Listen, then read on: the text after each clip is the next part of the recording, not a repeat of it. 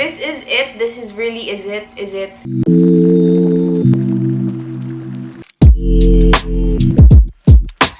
Hey guys, long time no see.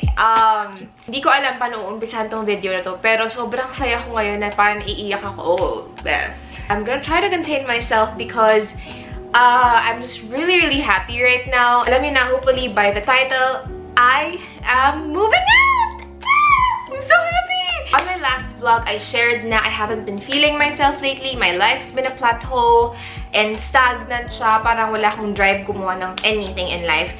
So I took the social media break, and actually behind the scenes, I've been doing so much. I've been super stressed. I wanted to move out since last year, and pumayag na yung mom ko, which I'm super grateful for her. I don't even know kung paano yung maging flow, kung paano ko explain kung bakit ako mag-move out. And yun yung big announcement ko, by the way. Like, kung hindi siya big announcement for you guys, it's pretty big for me. Kasi Chinese family kami, guys. So, close yung family namin, to be honest. Pero kasi, sa akin na, I just was craving for that growth. I was craving for that independence. Don't get me wrong, I am an independent person. Ever since I graduated college, di na ako humingi from my parents at all. In that department, I am independent. But what I'm talking about is I want to learn how to live independently. Live in a place I can fully call my own. Kasi iba yung experience eh. Iba yung feeling that you're able to do everything because that place is yours. Iba siya sa you're living with your parents, you're living with your family, and you have like a room. So in that case, I have a room. Dito lang tayo nakikita sa four corners of my room. Dito na ako gumagawa ng content. Pero aside from that, you rarely get to see the real Toni. I want you guys to get to know me on a more personal level through my vlogs. I want you guys to see my everyday struggles, see what I eat in a day. Like, I have so much more I want to do. I have so much more I want to explore, not just hauls, not just favorites videos, makeup tutorials, not just those. I want you guys to come along with me as well on what I actually do every day. And I felt like moving out and having a place of my own is the only option. So I'm officially moving out to the place. Gagawin ko siya na empty house tour, don't worry. I'm super excited. So in about a week or so, I've been doing a lot of packing now, pero I think I have about 60 to 70% na hindi ko pa napapack. Pero syempre, alam ko rin naman that if I moved out alone, baka it's too much of a shock for me. Baka hindi ko pa siya kayanin. So don't worry, because another great news, King Z is actually gonna be moving out with me. We're gonna be enhancing our sibling, hopefully enhancing. Hopefully hindi kami mag-away ng sobra-sobra. But King Z is honestly my bestest friend. If there's one person who knows literally all of my secrets, all of my, hindi naman secrets, all of me, I guess, it's King Z. He is just really my best friend. So yeah, I'm gonna be moving out with King Z kasi he also wants to live independently. And dito kasi sa bahay, share kami sa room. Parang itong room na to na dapat sa akin lang, naging shared room na namin ni King Z. Doon sa magiging new place namin, guys, I made sure that King Z will have a room of his own to where he can grow as an individual. And on top of that, actually, two of my bestest friends also are moving with us. All in all, apat kami. It's me, King Z, Alex, and Kay. Basically, it's my first time moving out to my own place, and I really want to document everything, the struggles, the hardships, the challenges, the fun times. So I have something to look back on, and so do you guys. The place that we're gonna be moving in is in a really great location. It's everything I've ever wanted. Once we are able to move out, I'll definitely share an empty house tour, and then we're gonna kind of build the place as we go, furnish my rooms and everything. I'm just really excited for what's to come and for the content that I'm finally able to do. For the vlogs that you have been requesting from me, I am finally able to do that. I'm really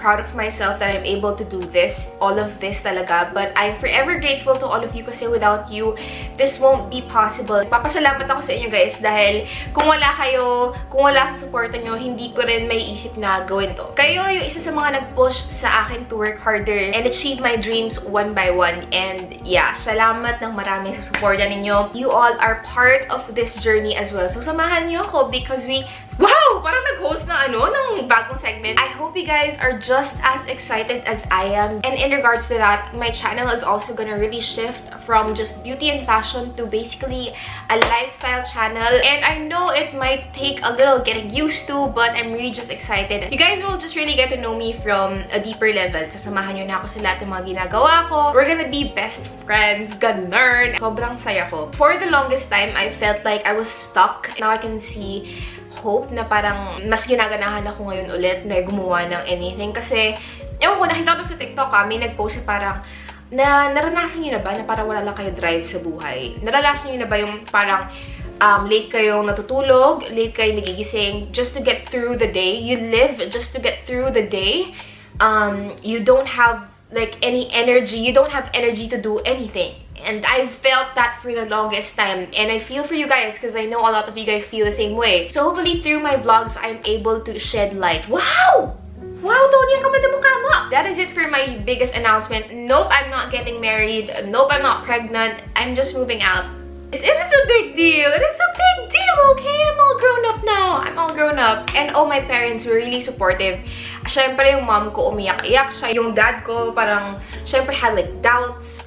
Pero guys, kasi I'm not really that young anymore. Like, I'm 24. So, I mean, young, but not super young, na parang super teen. So, feeling ko, this is really much needed, and my family were really supportive. Bumibili si mama ng mga induction cooker, like bumibili na siya ng mga kung ano-ano na mga walis, ganun siya na yung bumibili, which I'm super appreciative and thankful for them. Sabi ko, panoorin na lang yung mga vlogs ko, and sabi ko po naman ako umuwi dito sa house whenever I want to. It's really not about, you know, being far away from them. I don't want to think of it as that. I really want to think of this as an opportunity for me and Kingsley to grow. Buti rin pumayag sila that I take Kingsley with me. Kingsley feels most comfortable with me. Para ako rin yung parang rock niya. We are each other's rock.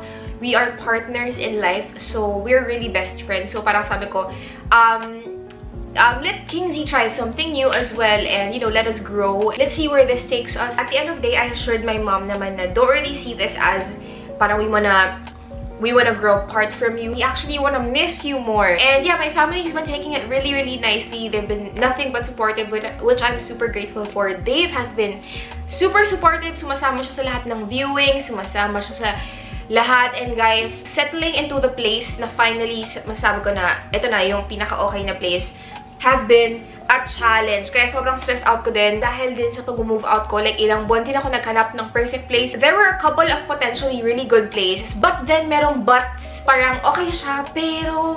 okay to, pero... Oh, this is nice, but...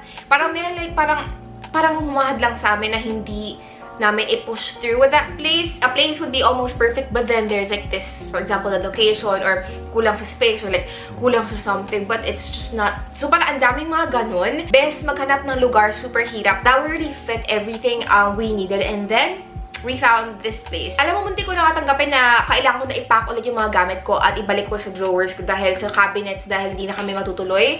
Pero just as when we were about to give up, we found the place. So, sobrang thankful ako kay God. Binigay niya sa amin to, and we are just super excited. Binigay niya sa amin to na parang, may pag-asa pa, Toni. Huwag ka lang mawalan ng pag-asa. Yun lang, guys. Sana excited kayo sa akin kasi pinaka-excited ako mag-open up sa inyo. Yun talaga. Gusto ko talaga mag-open up sa inyo, guys. Kasi, basta, alam niyo na yung sinasabi ko. Like, gusto ko mas maging close tayo. Ayun, salamat sa support, guys. Again, I love you all so much. The next videos, and aside from that, I'm finally seeing the light again. Sabi ko nga, mas umu-okay na ako mentally. Right now, what I'm gonna do is I'm gonna start like decluttering and packing more of my stuff. Actually, lacking some boxes. I-document natin yan, huwag kayo mag-alala. So, ayun, separate ko na lang para hindi din super haba, and para you have a lot more videos to watch from me. But yes, you guys, I love you guys so much. Thank you for staying with me for the past 4 years. I've been doing this for 4 years, and I am gonna be forever grateful to you guys. You all know that. Thank you for being a vital part of this journey. Thank you for being my rock. Thank you for making this possible for me. I love you guys so much, and I will be seeing you guys on the next vlog. Love you guys. Bye! So happy. I'm so happy. Bye-bye.